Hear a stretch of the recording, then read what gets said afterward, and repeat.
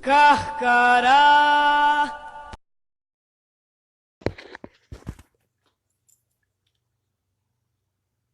Ok?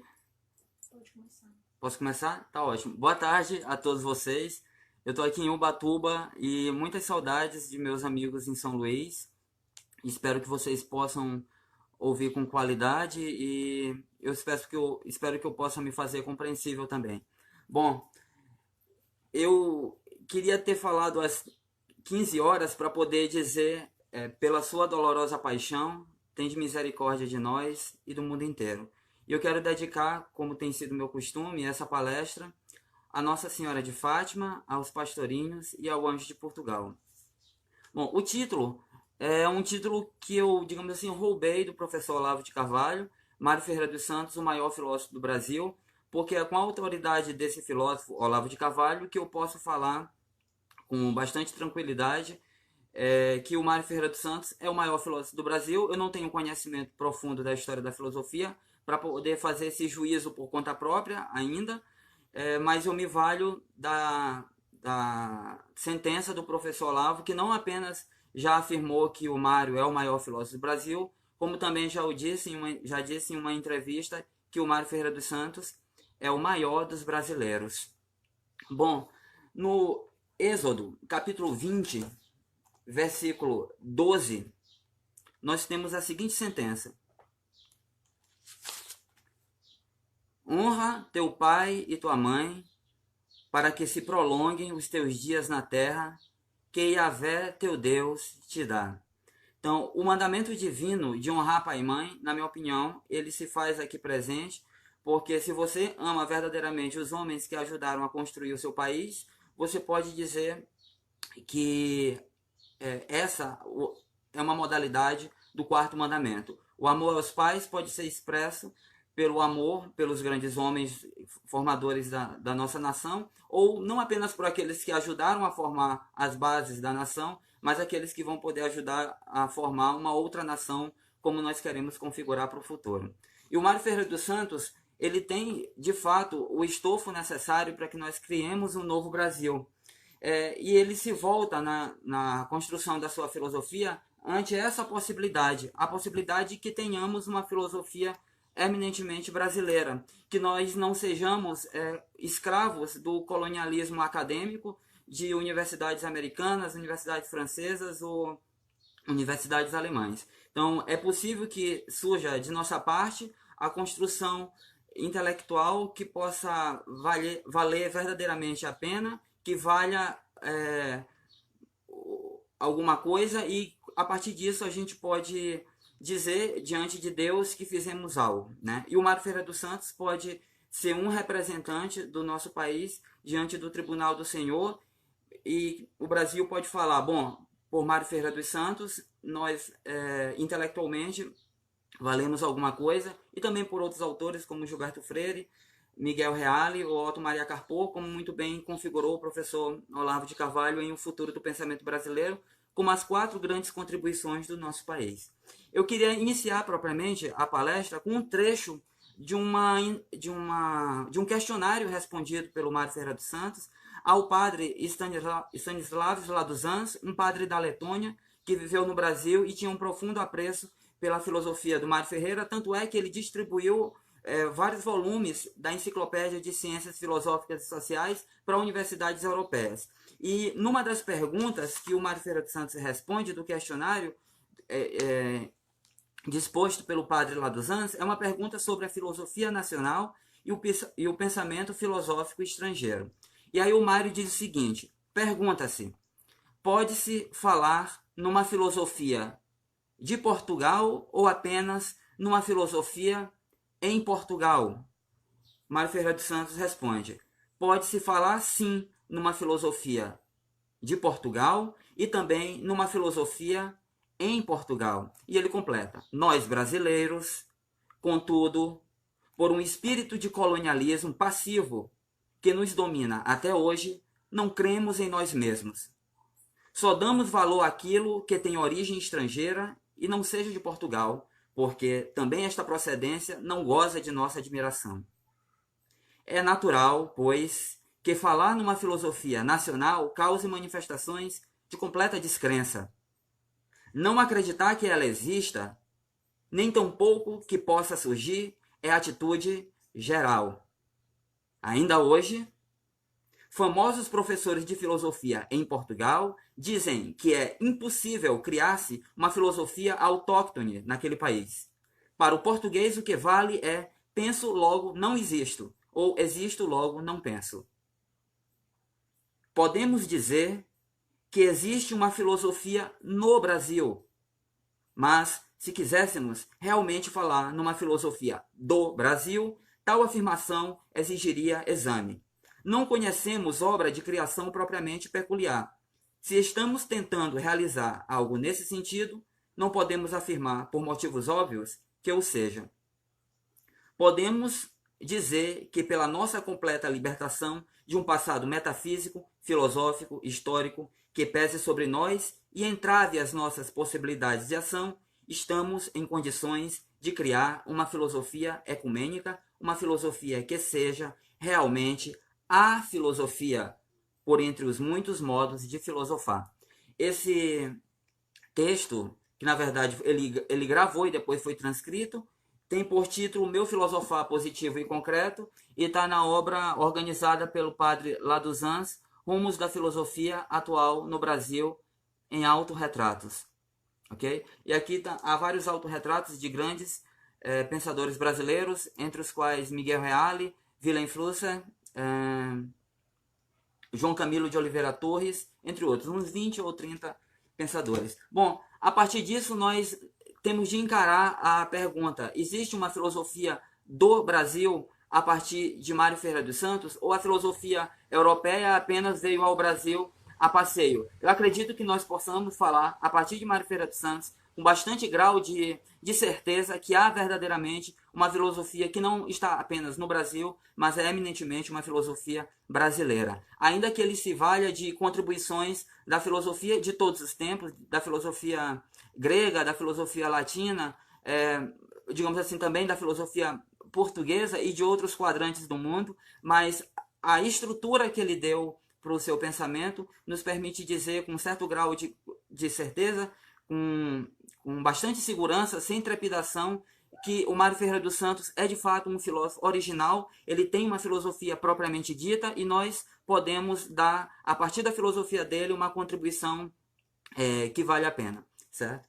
Bom, e que contribuição é essa? Ele chama essa filosofia de filosofia positiva e concreta. Ela é positiva porque se opõe às filosofias negativistas, ela é uma filosofia tética de tese, né?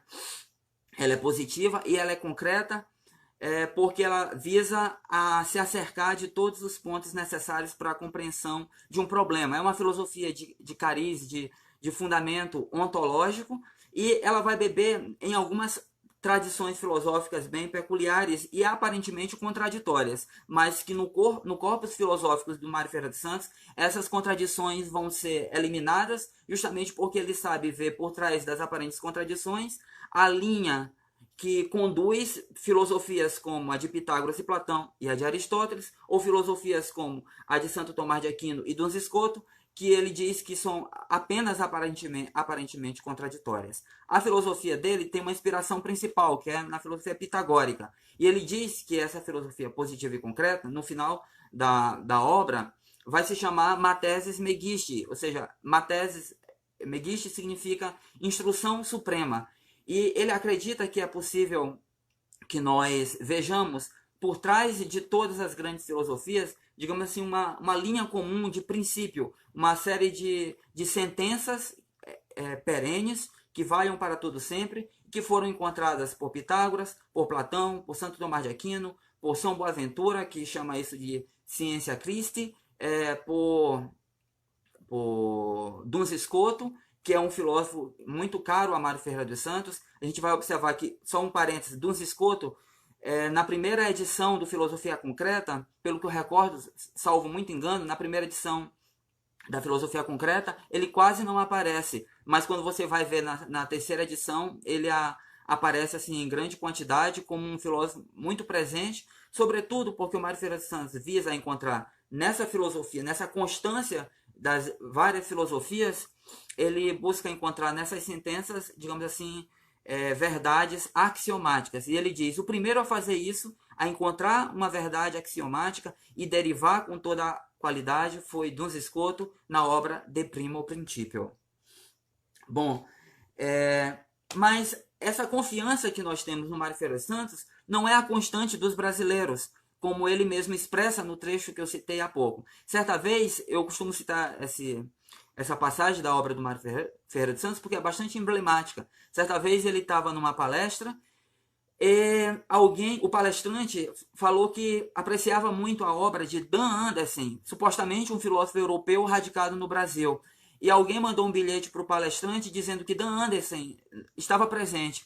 E alguém apresentou o Mário Ferreira dos Santos para o conferencista, e quando ele se apercebeu de que Dan Anderson não era um filósofo europeu radicado no Brasil, mas mais um brasileiro, o entusiasmo dele arrefeceu, diminuiu o ânimo diante da obra do Dan Anderson, ao se aperceber que Dan Anderson era um pseudônimo de Mário Ferreira dos Santos. Ou seja, o brasileiro não confia em suas possibilidades. E o Mário Ferreira dos Santos creu em nossas possibilidades, creu que era possível uma filosofia verdadeiramente nacional. Ele, em outro momento, ele diz: bom, eu não vou dizer que a minha filosofia é original, porque elogio em boca própria é vitupério. Então não convém a ele mesmo dizer que a minha filosofia é original. Mas convém a quem estuda o Mário Ferreira dos Santos se acercar das condições necessárias para poder fazer uma afirmação dessa qualidade. Bom, é uma filosofia universal, como a de Platão, como a de Aristóteles, como a de Santo Tomás de Aquino e como todas essas outras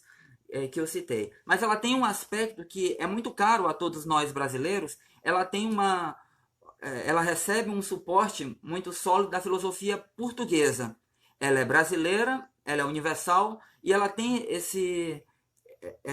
essa paixão, o Mário Ferreira Santinha, pela filosofia da escolástica portuguesa.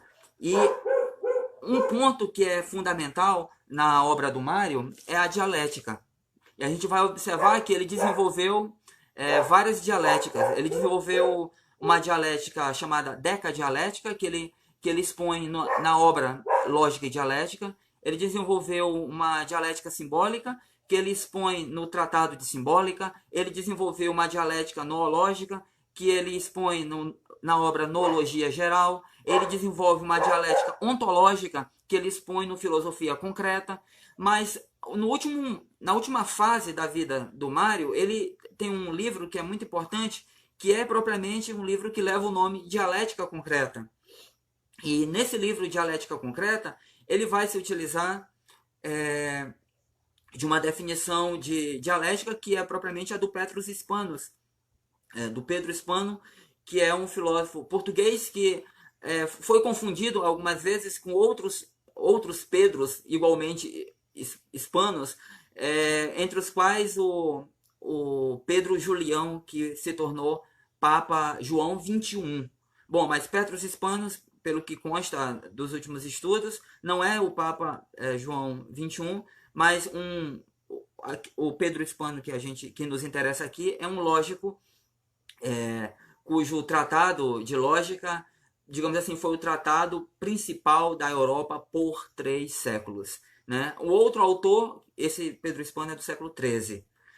Um outro autor que é muito caro ao Mário Ferreira dos Santos e está presente na obra Dialética Concreta, que é uma obra inédita, né? Ainda não foi publicada, está presente na obra Dialética Concreta, é o filósofo Pedro da Fonseca, do século XVI, um filósofo jesuíta. Então, a gente vê que o Mário se aproveita de todas as grandes filosofias e percebe a unidade dessas filosofias, não como uma coxa de retalho, porque ele consegue, digamos assim, pegar a matéria variada e dar uma configuração autônoma. Então ele se aproveita da obra do Pitágoras, se aproveita da obra do Platão, ele é um pitagórico propriamente, ele utiliza a obra do Aristóteles, ele traduz Aristóteles, traduz Platão, comenta os versos áureos de Pitágoras, traduz Santo Tomás de Aquino, traduz São Boaventura. Então a gente observa que além de uma erudição muito grande, porque essas obras todas não são apenas estudos do Mário Ferreira dos Santos,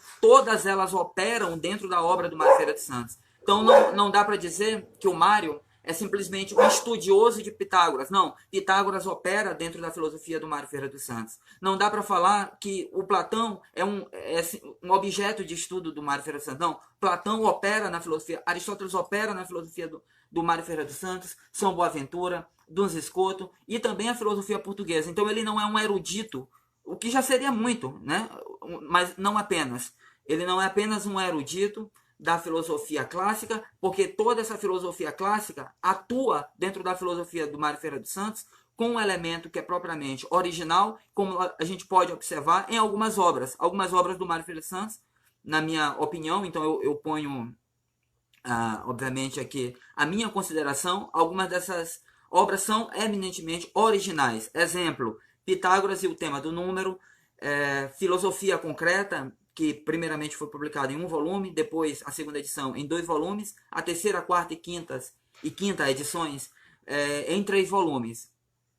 Todas essas edições eu estou considerando as que foram feitas pelo próprio Mário Ferreira dos Santos. Então, todas essas filosofias operam dentro da filosofia do Mário Ferreira dos Santos, que se sentia muito confortável em traduzir tantos autores tão variados, de tantos ciclos culturais tão diferentes. Como, por exemplo, Nietzsche. Ele traduziu o Nietzsche, traduziu o Platão, o Santo Tomás de Aquino, enfim. Me disseram que eu tenho 30 minutos e eu acredito que eu já dispus alguma coisa nesses 30 minutos. Se alguém quiser me fazer alguma pergunta, que eu sei que vocês têm uma programação, se alguém quiser me fazer alguma pergunta, o Max pega a pergunta e manda para o e-mail, para o WhatsApp, outro que eu passei para ele da Maria Imaculada de Deus. Maria?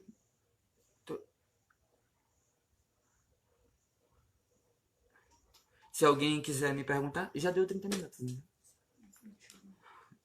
Porque eu estou sem o retorno de vocês. Bom, me disseram agora que eu ainda tenho 3 minutos. Bom, desses 3 minutos, ainda tenho 13 minutos? Ótimo. Então, nesses 3 minutos dá pra gente falar bastante coisa. A obra do Mário Ferreira dos Santos tem alguns aspectos que, como eu disse há pouco, que apontam a sua originalidade. Né? Além dessas obras que eu citei, Pitágoras e o tema do número, Filosofia Concreta, A Sabedoria dos Princípios, e os outros que ainda não são publicados, como esse livro. Bom, deixa eu ver se eu tenho aqui. Que é a melhor edição de uma obra do Mário Ferreira dos Santos, que foi feito pelo professor Olavo de Carvalho, que é a edição de A Sabedoria das Leis Eternas. É um livro de uma originalidade profunda, em que ele mostra como ele compreendia a filosofia pitagórica e como ela é incorporada à própria filosofia do Mário Ferreira dos Santos. Né? Então, eu vou falar nesses 10 minutos que ainda me restam, um pouco da estrutura da obra. A estrutura essa que foi captada pelo professor Olavo, que se apercebeu de que a obra do Mário Ferreira dos Santos, a obra filosófica mesmo dele, que é a que ele escreveu nos últimos 14, 15 anos de sua vida, então, sem considerar os livros que ele fazia com pseudônimos, mas propriamente a enciclopédia de ciências filosóficas e sociais, ela é dividida em 3 partes. Né? A primeira é uma parte sintética, a segunda é uma analítica e a terceira é uma parte concreta. A parte sintética é dividida em 10 livros e a parte concreta é também dividida em 10 tomos, digamos assim.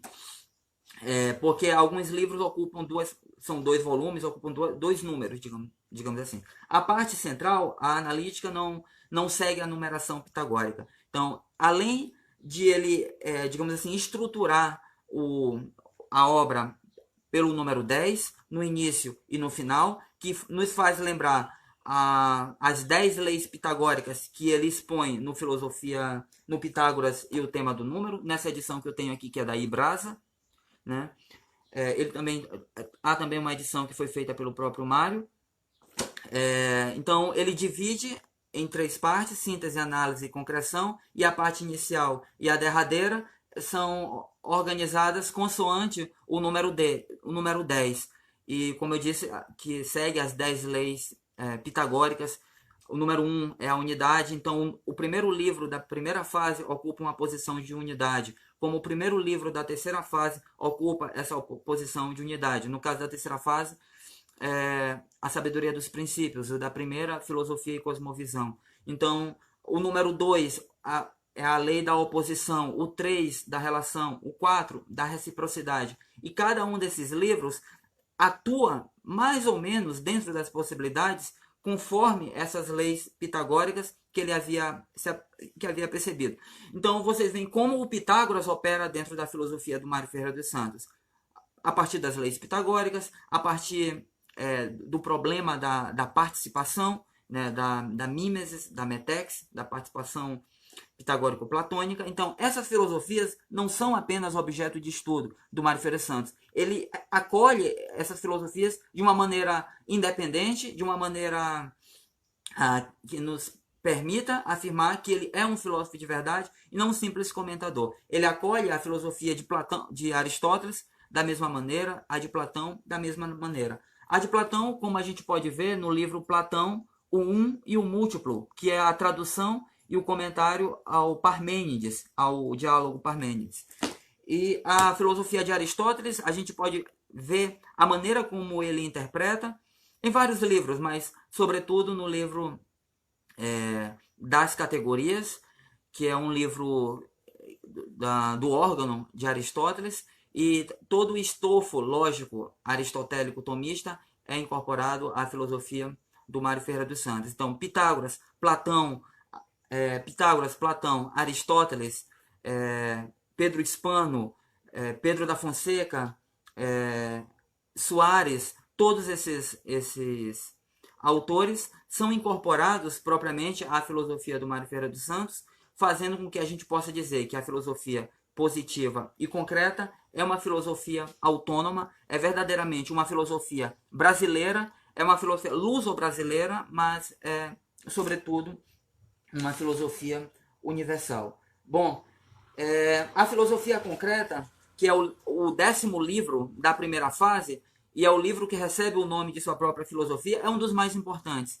Então, é difícil dizer qual a porta de entrada para o Mário Ferreira dos Santos, como é difícil dizer, em específico, como é difícil dizer qual a porta de entrada para a filosofia em geral. Então, você pode entrar em uma discussão nos temas principais da filosofia por várias portas de entrada. No Mário Ferreira dos Santos também há várias. Bom, eu comecei por Origem dos Grandes Erros Filosóficos, Erros Crítico-Ontológicos, que é um livro maravilhoso, mas que eu não aconselho a ninguém, porque não serviu para mim, eu me estimulei, mas eu não diria que esse é o livro que iria estimular todo mundo. Me estimulou por razões próprias, mas eu não iria atribuir essas minhas razões a todos. Né? Mas, na minha opinião, há várias possibilidades, entre as quais o próprio livro Filosofia Concreta, que é um tratado de axiomática.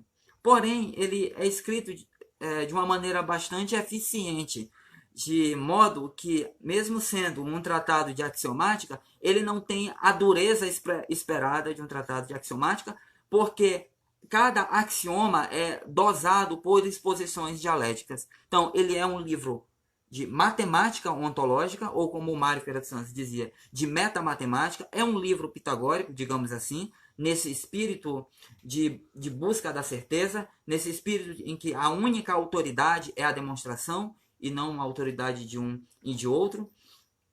A única autoridade é a demonstração, mas mesmo sendo um livro cheio de demonstrações, de exposições técnicas, ele é muito bem escrito e é muito eficiente. E ele tem por objetivo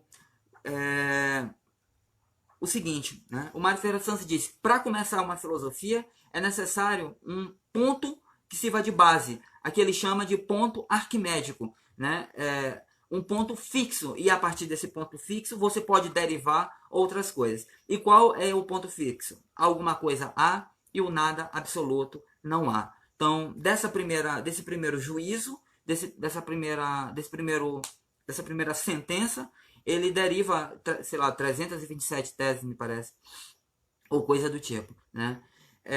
Então, alguma coisa há e o nada absoluto não há, depois o nada absoluto, por ser impossível, nada pode, prova-se mostrando e não só demonstrando, e ele vai passo a passo derivando todas as teses da primeira tese.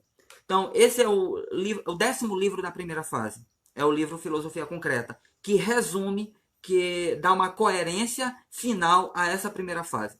Daí, a mim me parece que começar pelo final faz com que você acabe compreendendo o todo da primeira fase e serve também para que você compreenda as outras partes da obra do Mário Ferreira dos Santos. Porque se nós fizermos o seguinte, pegar o 10º livro da primeira fase e o primeiro livro da terceira fase, são, ainda que sejam fases diferentes e posições diferentes ocupadas pelos livros, o 10º da primeira fase e o primeiro da terceira fase, a gente vê que é o mesmo espírito. É a mesma intenção. Em filosofia concreta, ele parte de um princípio e deriva 300 e tantas outras sentenças. No livro A Sabedoria dos Princípios, ele investiga. Há a possibilidade de encontrarmos princípios, há a possibilidade de encontrarmos o mais possível assim, ao ser humano, a sabedoria. Claro que não é a sabedoria absoluta, não é a sabedoria encarnada que ele conseguiu colocar numa sentença. Porque, como lembra o próprio professor Olavo, tem um limite nessa busca da sabedoria do Mário Ferreira dos Santos, que é o fato de que ele queria fazer uma filosofia cristã, só que o Cristo, como lembra o professor Olavo, no curso dado sobre o Mário Ferreira dos Santos, o Cristo não é uma sentença, é uma pessoa. Então, é um limite da filosofia do Mário Ferreira dos Santos ao tentar fazer uma filosofia cristã, ao buscar sabedoria e encontrar sentenças. Mas, ainda que seja um limite que deve ser superado por nós, o que ele fez já é de grande valor. Então, o 10º livro parte de uma sentença e deriva todas as outras. E o livro A Sabedoria dos Princípios, nesse livro ele faz uma investigação sobre os princípios e nos apresenta uma série de outros princípios e mostra como Santo Tomás de Aquino acreditava que era possível encontrarmos os princípios, como Pitágoras acreditava ser possível que encontrássemos os princípios, como Soares acreditava, como Duns Scoto acreditava, e aí o que ele faz recebe também a força da argumentação da filosofia clássica. Então, ele é um filósofo nacional, mas é um filósofo nacional que sabe aproveitar todos os grandes passos da filosofia grega, todos os grandes passos da filosofia escolástica, mesmo a escolástica tardia, como eu citei há pouco, por exemplo, com Pedro da Fonseca, em específico, mas em geral com os conimbricenses, né? Aí ocupando, sendo representado, perdão, por outros filósofos mais. Então ele é uma filosofia universal, só para encerrar, é uma filosofia lusitana, porque quando ele observa, e o olho dele é um olho autorizado, porque ele lia todos esses filósofos, e ele não se limitava a aceitar que eram consagrados apenas os autores que toda a universidade costuma consagrar. Ou seja, ele sabe, ele tem a capacidade de ajuizar por conta própria e dizer, bom, Soares e Pedro da Fonseca e, sei lá, Benedito Pereira são grandes filósofos, mesmo que não se diga mais isso, mesmo que eventualmente quase ninguém tenha nunca ouvido falar de Pedro da Fonseca, ele afirma, assegura a grandeza desse filósofo e usa da sua competência de filósofo para reconhecer um outro filósofo. E nisso ele dá uma grande contribuição para o universo lusófono, digamos assim. E a contribuição nacional fica por nossa conta a ajuizar de que ele verdadeiramente era um grande filósofo. E como ele propriamente dizia, quem é grande não precisa ocupar o cargo grande. Quem realmente é grande cria para si a própria grandeza. É grande porque é grande e não porque ocupa o cargo grande. Ele disse isso no livro Invasão Vertical dos Bárbaros, que eu tenho aqui, eu acho, que eu achava que tinha aqui, mas não tenho. Mas é um livro mais conhecido e bem mais fácil de encontrar. Então, a grandeza dele não convém a ele mesmo, não convinha, perdão, a ele mesmo expor, mas convém a nós que acreditamos em nossas próprias possibilidades, como Mário Ferreira dos Santos acreditou em suas possibilidades e acreditou nas possibilidades de nosso país. Muito obrigado, fiquem com Deus e Nossa Senhora, e eu aguardo qualquer pergunta que vocês me tenham, tá ok? Vê se eles... 37 segundos, né? Eles têm uma programação.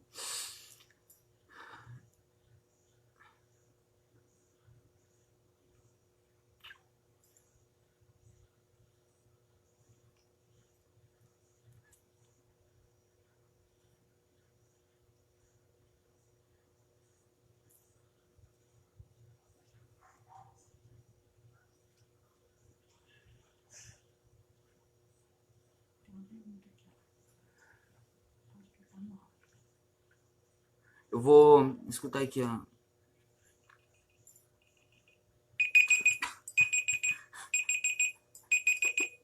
Para, sim.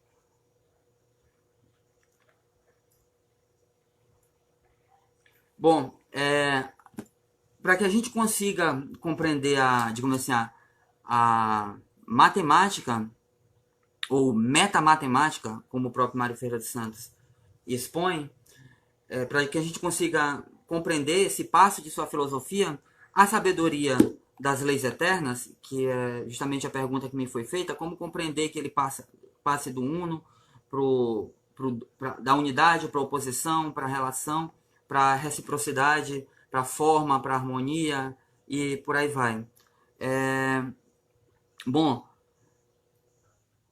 começar pela sabedoria das leis eternas não é o passo mais fácil, porque esse é um livro da terceira fase do pensamento do Mário Ferreira dos Santos, né? Então já é um livro dos momentos finais da vida do Mário Ferreira dos Santos.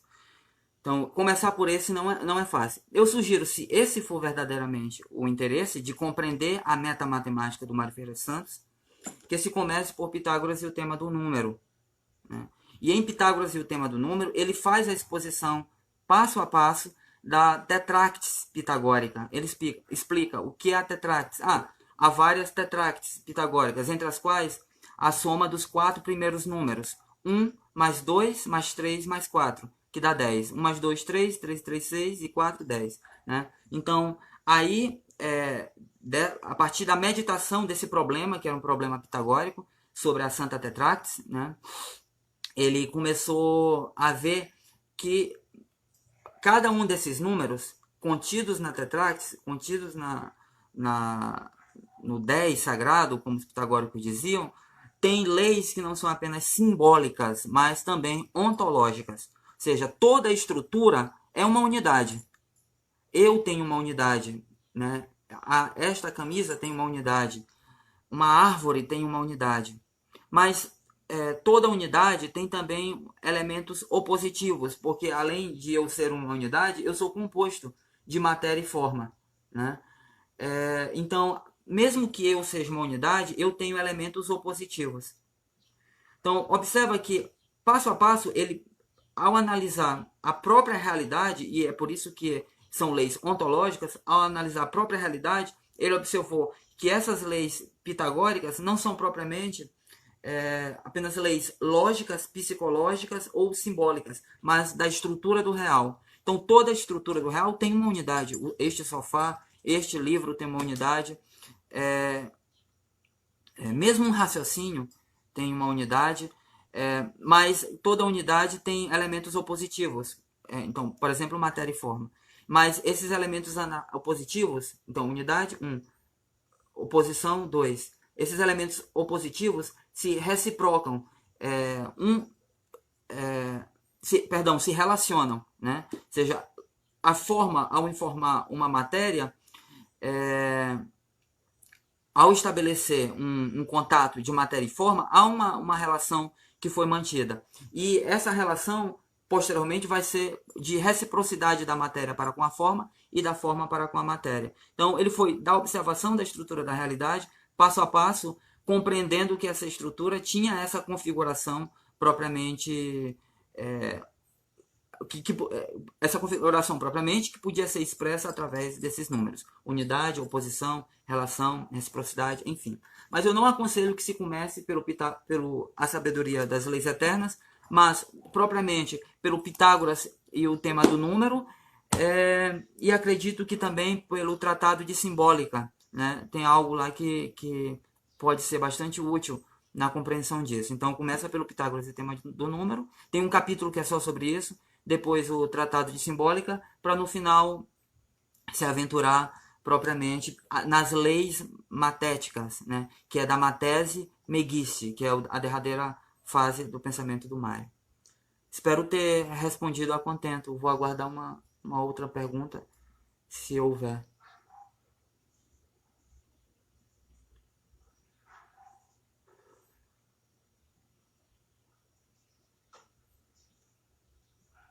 Ah? Alguma coisa? Ah.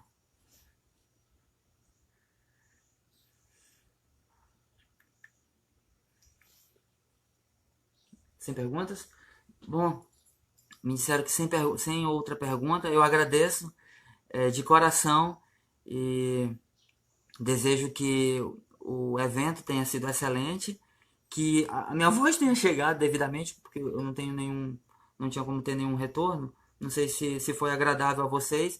Espero que tenha sido. Agradeço mesmo ao Max, a todos vocês do Carcarás, e que Deus os abençoe, que Nossa Senhora os proteja, que São Luís, Rei de França, esteja sempre com vocês. Um beijo.